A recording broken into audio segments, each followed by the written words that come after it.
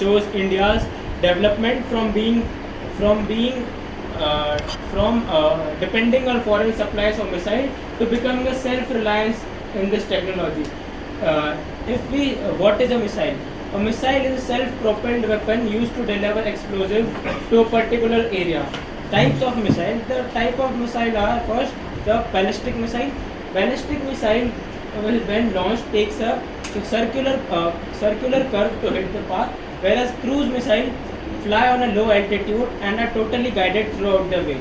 If we see India, in 1983, the Indian Missile Program was set up by establishment of Integrated Guided Missile Development Program led by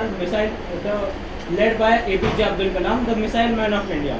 India now has variety of missile developed over the time. First, the ballistic missile, the Agni series, from Agni 1 to Agni 5, which has a range of 700 kilometers to 5,000 kilometers. Agni 5 is intercontinental ballistic missile which have a capability to hit nuclear warheads. Now, cruise missile. India with Russia has developed BrahMos, a supersonic cruise missile with a speed of 2.5 Mach. And in 2019 operation under the Mission Shakti, India has developed anti-satellite missile and became the fourth nation in the world to hit a live satellite.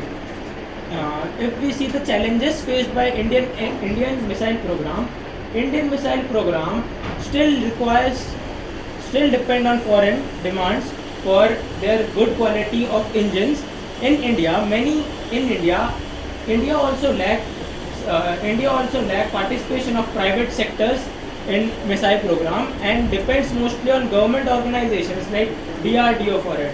India also takes a long time in development and taking trials of missiles.